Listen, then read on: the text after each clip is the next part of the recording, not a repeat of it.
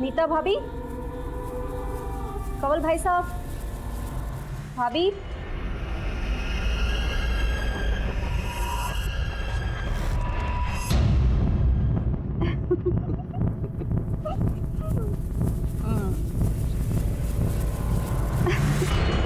तू क्यों बार बार फोन कर रही थी? कितनी बार कहा था फोन मत कर। घर में इतना बड़ा कांड हुआ है, थोड़े दिन के लिए भूल जा मुझे। फोन मत करना प्लीज। कामनी को इस समय में नहीं छोड़ सकता मैं। छोड़ो, ठीक है।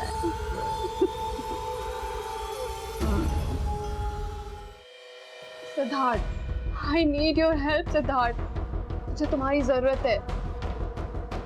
बेबी प्लीज समझने की कोशिश करो प्लीज। तुम समझने की कोशिश करो Siddharth. I am pregnant.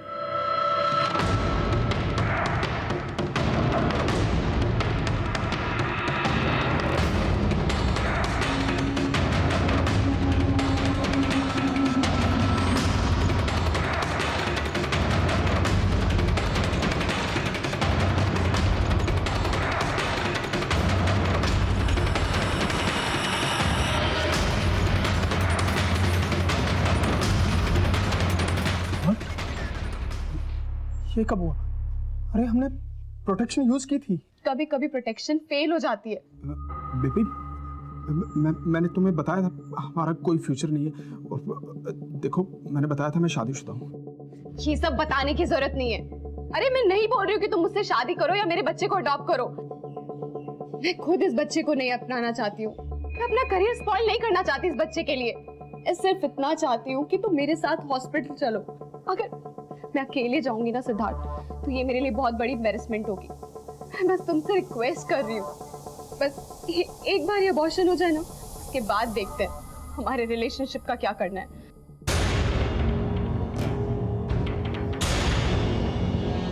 Please करो मत, मैं चलूंगा साथ में, सब ठीक हो जाएगा।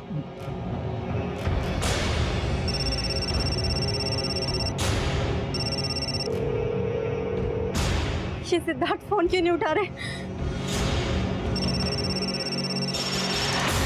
सिद्धार्थ, तेरी इस हालत में भी तुम्हें तुम्हारी वाइफ की पड़ी हुई है ना?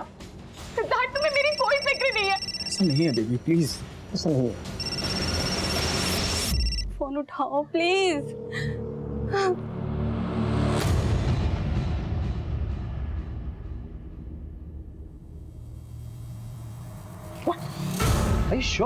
हाँ सर, कवल ने ही मारा है मेरी बहन को। अभी मेरी बहन की चिता ठंडी भी नहीं हुई थी और उसका पति अपनी भाभी के साथ। जी आपके पास कोई प्रूफ है? हाँ सर है, ये देखिए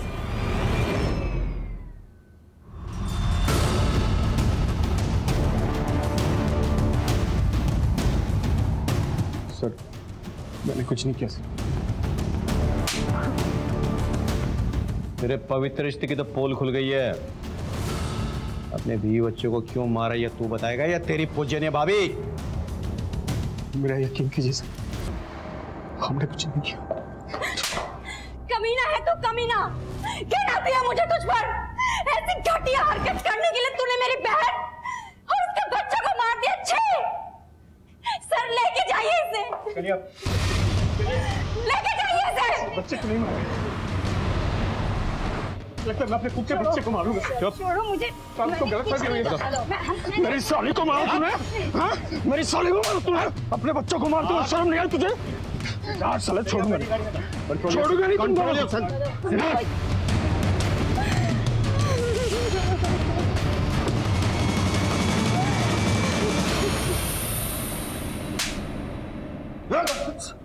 तब तक मारूंगा जब तक सच नहीं बोलेगा।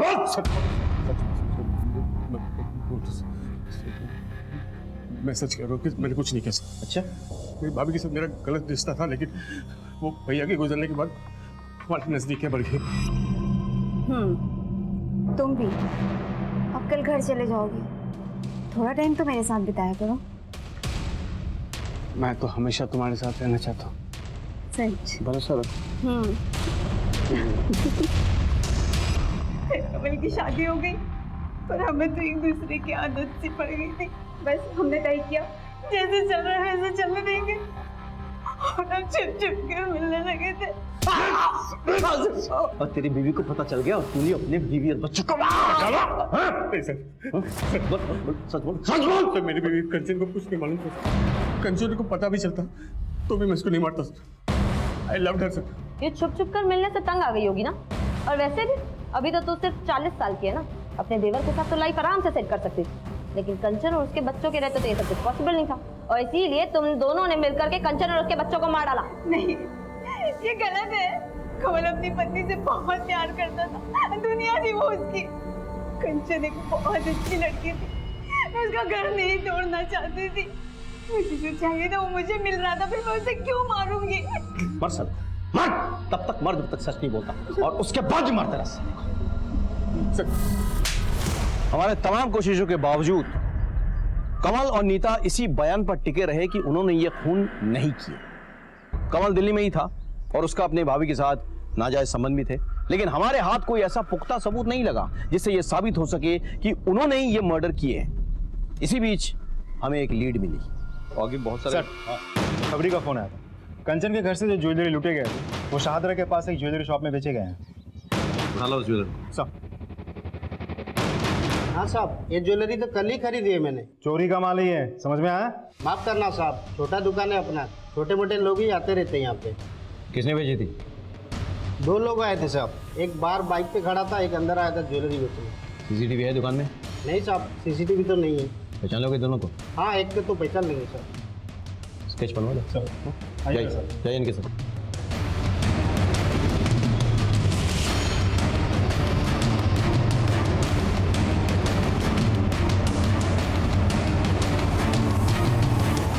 सर स्केच बन गया। तो हमारे सस्पेक्ट में से कोई भी नहीं। सर हो सकता है मामला सच में रॉबरी का हो और ये आदमी उसी गैंग का कोई हो। पर ये भी तो हो सकता है ना कि कमल ने इस आदमी को भेजा और ज्वेलरी बेचने के लिए। तो मैं काम करो, इस स्केच को तुम हर एक पुलिस स्टेशन में सर्कुलेट कराओ, पता करो ये कोई हिस्ट्री शीट है या नहीं, और अपने खबरियों को भी भेज दो। मुझे ये आदमी किसी भी हालत में चाहिए। सेकेंडली, कमल और नीता तो अपने साथी को जानते होंगे, तो उनको बुला। It's fine sir. Thank you.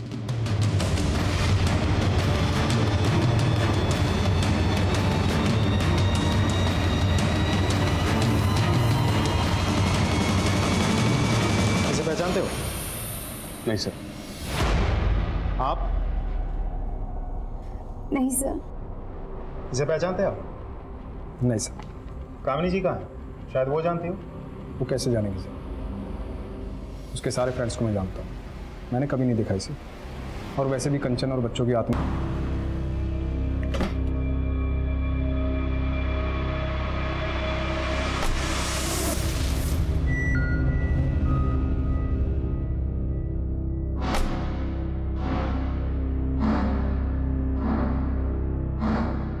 Doctor मुझे इसका ऑपरेशन करवाना है। हम दोनों बच्चा नहीं चाहते।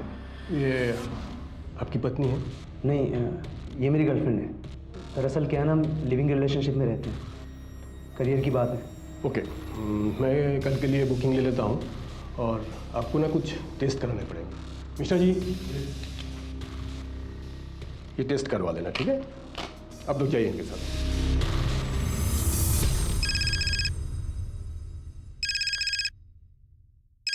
हेलो। हाँ सर, आपने जो स्केच दिया था वो लड़का आया है क्लिनिक में, एक लौंडिया लेकर अच्छा बच्चा गिराने की बात कर रहे हैं। हाँ सर, कल सुबह आएगा फिर। गुड गुड, ठीक है, थैंक यू सो मच।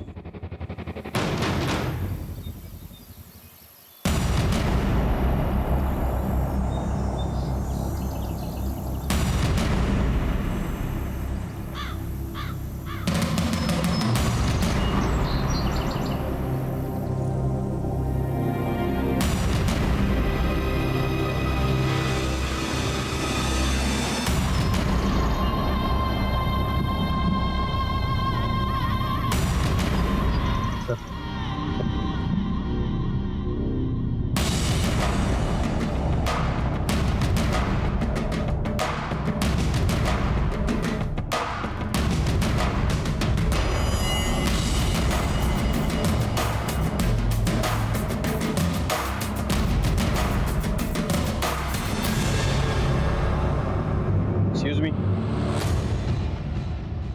अब दोनों उस गाड़ी में बैठिए। चलिए, सर बात क्या है? चलिए। बाद में बताया जाएगा आपको। चलिए। कामिनी जी, बताइए, आपने ये क्यों किया, कैसे किया और किसके साथ मिलकर किया? सर आप ये क्या कह रहे हैं? मुझे कुछ समझ में नहीं आ रहा है। और आप हमें यहाँ लेके क्यों आए हैं? सर ये सिद्धार्थ के दोस्त की गर्लफ्रेंड है और इसे अबॉर्शन कराना था। दरअसल सिद्धार्थ का दोस्त अपने गांव गया हुआ है तो सिद्धार्थ ने मुझे बोला इसकी हेल्प करने के लिए। सर मेरा कोई अपना बच्चा नहीं है तो बस मेरे मन में थोड़ा सा लालच आ गया था और मैंने रति को बोला कि वो इस बच्चे को रहने दे और सर वो इस बात के लिए राजी हो गई। नहीं डॉक्टर, हम ये बच्चा चाहते हैं। ये तो अच्छी बात है, गुड डिसीजन। तो आप इनके बॉयफ्रेंड को जानती हैं? क्यों? अभी तो आपने कहा कि वो आपके पति का बहुत अच्छा दोस्त है। हाँ सर, वैसे तो नहीं जानती हूँ, बस उसका नाम जानती हूँ, रवि। इसे पहचानती आप? हाँ सर, यही है रवि। सर रवि गौतम और मेरे पति बहुत अच्छे दोस्त हैं। 11 जुलाई को मेरी कार चोरी हुई थी सर। लगता है ये गौतम वही है जिसके कार से एक्सीडेंट हुआ था। गौतम तो हाँ, कामिनी जी, क्या आप जानती हैं जिस शख्स के गर्लफ्रेंड को आप हेल्प करने की कोशिश कर रही हैं उसका शायद डायरेक्ट ताल्लुक आपकी बहन के मर्डर से है। क्या? या जो गहने आपके बहन के घर से गायब हुए थे ना, उनको रवि नहीं बेचा है। तो कहाँ है तुम्हारा बॉयफ्रेंड? सर रवि मेरा बॉयफ्रेंड नहीं है। तो फिर कौन है वो हॉस्पिटल क्यों गया था? बच्चा किसका है ये? बोलना। बता, बच्चा किसका है? सिद्धार्थ। क्या बकवास कर रही हो तुम? बकवास नहीं, मैं सच बोल रही हूँ। सिद्धार्थ ने मुझे बोला था कि वो मेरे साथ हॉस्पिटल नहीं जा पाएंगे, वो अपने किसी दोस्त को भेजेंगे और उन्होंने मुझे रवि से इंट्रोड्यूस कराया। मैं रवि के साथ क्लिनिक गई। देखा आपने कामिनी जी, इस आदमी ने आपके साथ विश्वासघात किया। अब उसी के नाजायज औलाद को अपना नाम देने की कोशिश कर रही थी। अब उसे कोई नहीं बचा सकता।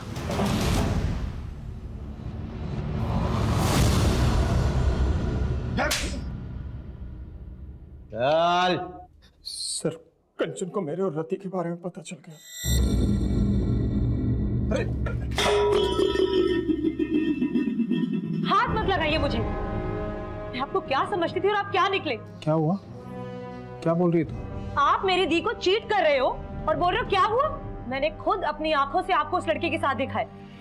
यहाँ पर मैं सारा दिन आपके नाम की माला जपते नहीं थकती कि मेरे जीजू वर्ल्ड के बेस्ट जीजू हैं। और आप एक घटिया इंसान निकले। शर्म आती है मुझे आपको जीजू कहते हुए भी।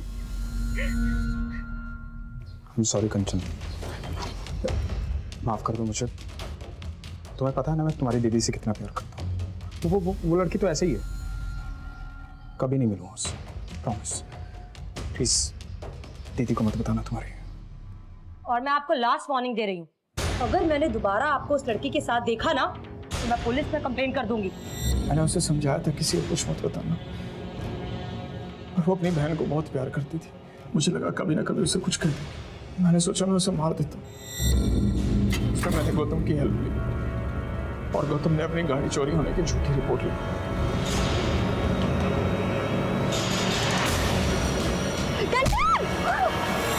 वो बच गई थी सर। मेरी टेंशन और बढ़ गई थी। मुझे लगा कि मुझे खुद उसे मारना होगा। मैंने अपनी बीवी कामनी के कपड़े पहने और मैंने रास्ते से लेडीज साइकिल उठाई और फिर मैं कंचन के घर गया।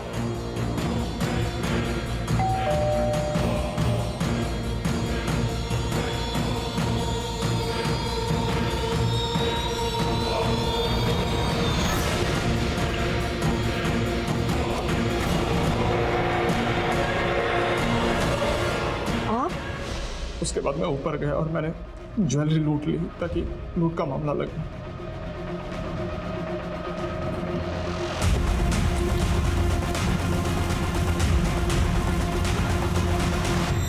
मैंने सारी ज्वेलरी गौतम और रवि को दे दी और मैंने उन्हें कहा था कि इसे बेचना मत। पर वो साले कमीने। वो कमीना है? कमीना तूने उस औरत को मारा जो तुझे इतना मानती थी, इतना भरोसा करती थी, और सिर्फ उस औरत को नहीं, तूने उसके 2 मासूम बच्चों को मार डाला। तुझे तो जो सजा मिले वो भी कम है। तेरे जैसे लोगों के कारण अपनों पर से भरोसा उठ जाता है। विश्वासघात बाहर से नहीं आते हैं, तेरे जैसे घर में पैदा होते हैं।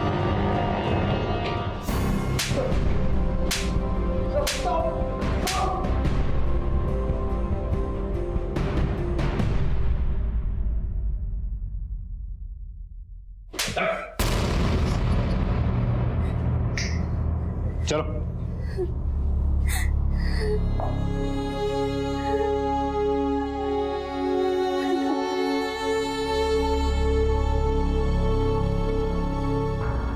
कंचन को अपराध से पहले बार बार दस्तक मिली। उसने गोलगप्पे वाले के पास सिद्धार्थ की गाड़ी में रति को देखा, दोनों को कैफे में रोमांस करते देखा, झंडे वाले मेट्रो स्टेशन में भी उसने दोनों को देखा। लेकिन वो इस दस्तक को समझ नहीं पाई। वो ये नहीं समझ पाई कि जो आदमी अपनी पत्नी को धोखा दे सकता है वो किसी भी हद तक गिर सकता है। लेकिन उसने इस बात का जिक्र अपने दीदी से नहीं किया, क्योंकि वो अपने दीदी के घर में दरार नहीं पैदा करना चाहती थी। वो तो इस दस्तक को भी नहीं पहचान पाई कि उसकी दीदी कामिनी के मन में उसकी और जीजाजी को लेकर शक पैदा हो गया था। यहां तक कि कामिनी ने भी एक दस्तक को नजरअंदाज किया। जब गौतम की गाड़ी ने कंचन को टक्कर मारने की कोशिश की, तब कामिनी को ऐसा लगा कि ये ड्राइवर जानबूझकर कर रहा था, लेकिन उसने इस बात को सीरियस नहीं लिया। वो अपने प्रॉब्लम्स में इतनी उलझी हुई थी कि उसने इस दस्तक को सुनकर भी अनसुना कर दिया। अगर उस वक्त कामिनी पुलिस स्टेशन चली गई होती तो शायद आज कंचन जिंदा होती और साथ में उसके बच्चे भी। इसी के साथ मैं सीनियर इंस्पेक्टर विवेक शर्मा आपसे विदा लेता हूं। कल फिर मिलेंगे। सतर्क रहिए, देखते रहिए क्राइम पेट्रोल दस्तक। मकसद सिर्फ बताना नहीं, बचाना है। जय हिंद। पता है मैं बोर हो गई थी। ये बहुत अच्छा लग रहा है। तो इस बात पे सेल्फी तो बनती है ना? क्यों नहीं, जल्दी से।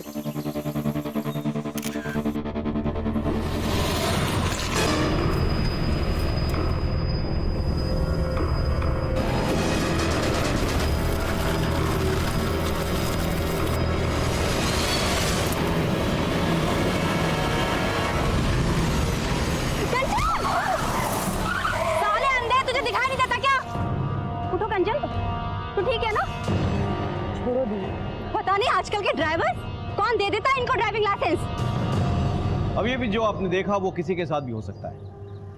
नमस्कार, मैं सीनियर इंस्पेक्टर विवेक शर्मा और स्वागत है आपका क्राइम पेट्रोल दस्तक में। हमारे साथ ऐसे तरह तरह के एक्सीडेंट्स होते रहते हैं। रोज ऐसी कितनी खबरें आती हैं, लेकिन क्या यह महज एक्सीडेंट था? यह भी तो हो सकता है कि ये कोई हादसा ना होकर कोई सोची समझी साजिश हो, या फिर आने वाले अपराध की दस्तक।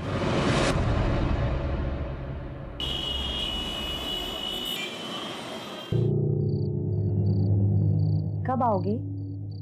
अरे कानपुर तो जा रहा हूँ मैं, 3 दिन में वापस आ जाऊंगा। वो शर्ट मत रख, टाइट हो गई है। जीजू को देखो, रोज सुबह उठकर जॉगिंग करने के लिए जाते हैं।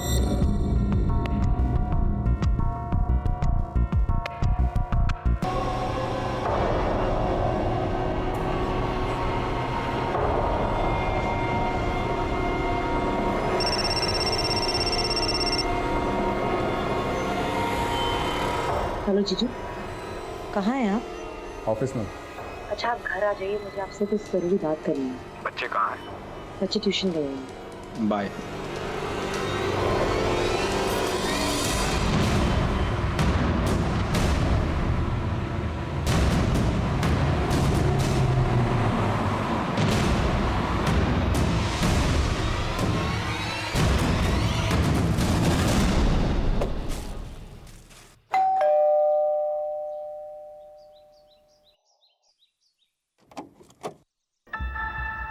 प्रीटी प्रीटी फ्लावर्स मेरी प्रीटी प्रीटी साली के लिए।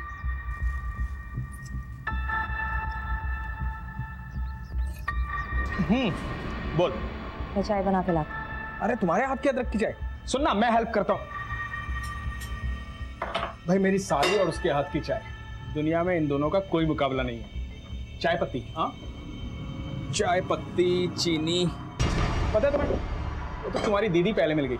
तुम्हारी दीदी पहले नहीं मिलती ना, तो शादी तो मैं तुमसे करता। मिल्क। ये रहा मिल्क, ये लो।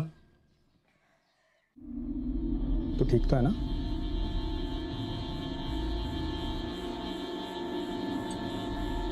अरे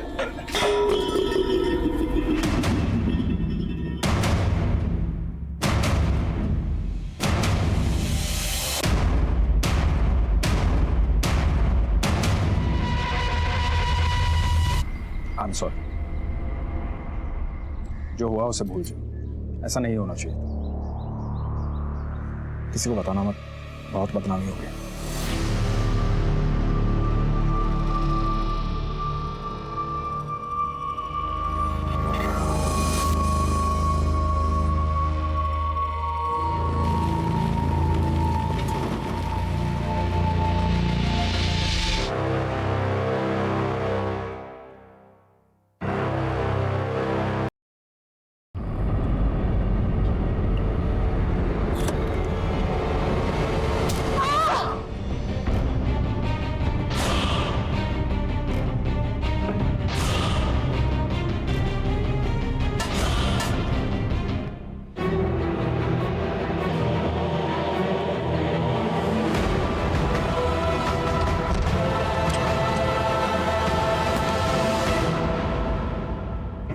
कहाँ गए थे? अरे वो बिजनेस का कुछ काम आ गया था इसलिए। तुम भी ना, अब कल घर चले जाओगे, थोड़ा समय तो मेरे साथ बिताया करो। मैं तो हमेशा तुम्हारे साथ रहना चाहता हूँ। सच।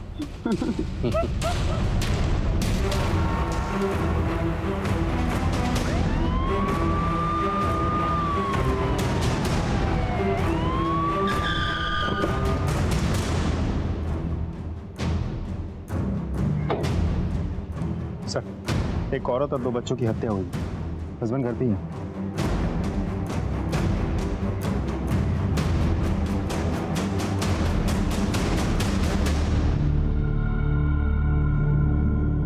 ये कब और कैसे हुआ? पता नहीं सर, मैं बाहर कानपुर गया था, घर आया देखो।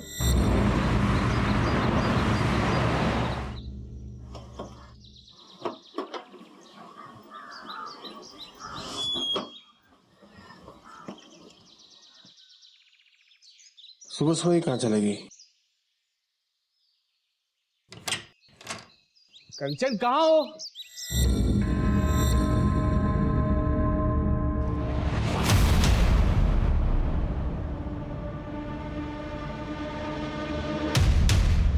सर, मुझे तो ये रॉबरी का केस लगता है। अलमारी का लॉक तोड़ा गया है, तिजोरी बिल्कुल खाली है। और ये देखिए सर, ब्लड के ट्रेसेस भी तो हैं। तुम्हें तो कह रहे थे कि कोई फोर्स एंट्री नहीं हुई है। जी सर, मैंने चेक किया था, कोई फोर्स एंट्री तो नहीं हुई थी। लेकिन सर, ऐसा भी तो हो सकता है कि कंचन ने बिना देखे दरवाज़ा खोला हो और किलर ने अंदर आते ही तुरंत उस पर अटैक किया हो। क्योंकि जिस तरीके से कंचन की बॉडी नीचे दरवाजे के बिल्कुल पास पड़ी है और ब्लड के ट्रेसेस भी दिख रहे हो, इससे ये बात तो साफ हो जाती है कि किलर ने उसे दरवाजे के आसपास ही कहीं मारा। काम करो, फॉरेंसिक से कहो कि अलमारी से ब्लड सैंपल्स और फिंगरप्रिंट्स कलेक्ट करें। सर, अच्छा, ऊपर वाले अलमारी में कोई कैश ज्वेलरी वगैरह कुछ था क्या? तो 3 लाख रुपए कैश और 3 लाख के गहने भी थे। कुछ भी नहीं। ज्वेलरीज की फोटोग्राफ्स है आपके पास? इनसे ज्वेलरीज की फोटोग्राफ्स कलेक्ट कर लेना। हाँ, टाइम से। विनीत, फॉरेंसिक के बाद तुरंत बॉडी पोस्टमार्टम के लिए भेजो। हाँ सर, मैं ये कह रहा था कि कंचन! कंचन! Excuse me, आप लोग कौन हैं?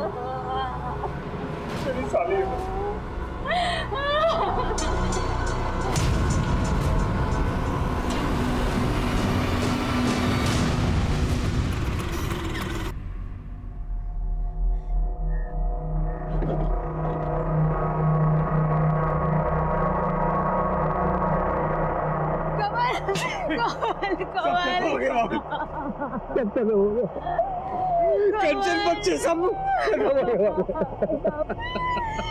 मैंने तुझसे कहा था कंचन की कुंडली में दोष है, उसे अकेला मत छोड़ना। मैं तुझे एक बात नहीं मानी। कामिनी भाभी संभालिए अपने आप को। भाभी नीता भाभी है, नीता भाभी।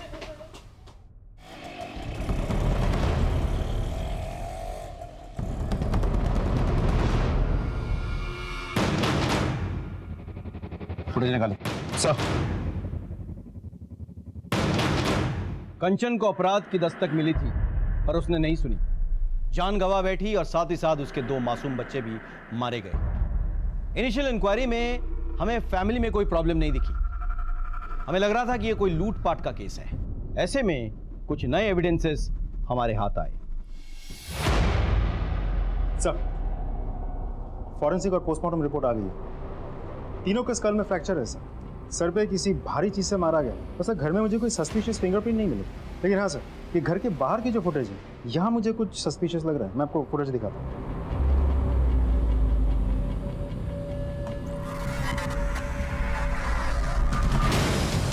दिल्ली की इतनी गर्मी में ये उड़ उड़ के कहाँ जा रहा है?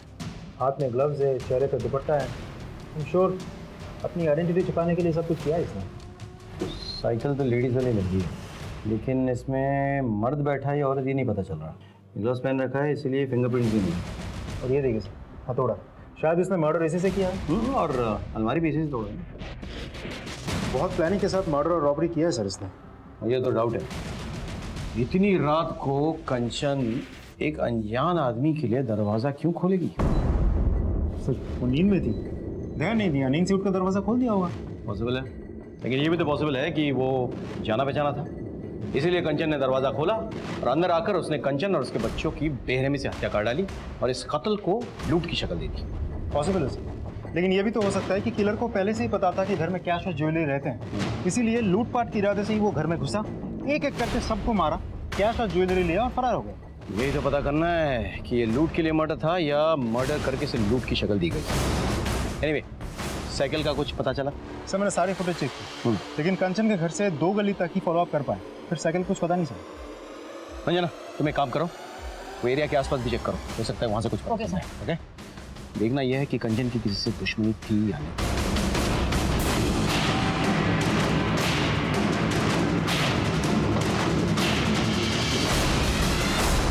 नहीं सर, कंचन की किसी से कोई दुश्मनी नहीं थी सर।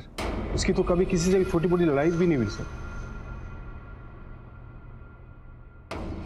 सर, कुछ कहना है? सर कुछ दिन पहले की बात है, मैं और कंचन मार्केट में थे और जब हम मार्केट से घर लौट रहे थे तो तभी एक कार बहुत तेजी से कंचन की तरफ आई।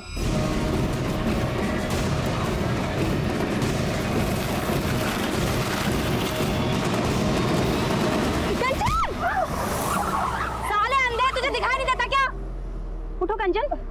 सर मैंने कंचन को अपनी तरफ खींच लिया, लेकिन मुझे ऐसे लगा जैसे वो कार उसे जानबूझकर टक्कर मारना चाहती थी। ये एग्जैक्टली किस एरिया में हुआ? वसंत कुंज के एरिया में। विनीत सर, वसंत कुंज एरिया के सारे सीसीटीवी चेक करो, मुझे फुटेज चाहिए। Thank you so much.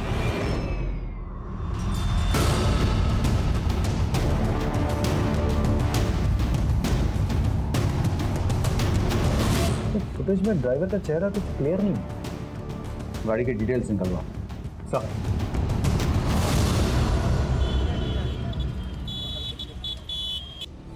Sir, हमारी टीम को एक ग्रेटर कैलाश में एक लवारिस लेडी साइकिल मिली है जो सीसीटीवी फुटेज से बिल्कुल मैच करती है। पता चला किसकी? नहीं सर, बहुत कोशिश की पर कुछ पता नहीं चला। सर, सीसीटीवी में जो गाड़ी है उसके ओनर का पता चल गया। गाड़ी किसी गौतम के नाम पर रजिस्टर्ड है। बुलाओ। गौतम जी, DLY XYZ 1234 आपकी गाड़ी का नंबर है? जी सर। 14 तारीख को आप अपनी गाड़ी में कहाँ जा रहे थे? मैं कहाँ जाऊँगा सर, मेरी तो कार ही चोरी हो गई है। चोरी हो गई मतलब? हाँ साहब, मुझे ये लगा कि आप मेरे कार के बारे में बताने के लिए यहाँ बुलाए। मैंने FIR दर्ज करवाई थी करोलबाग थाने में। ये देखिए उसकी रिपोर्ट।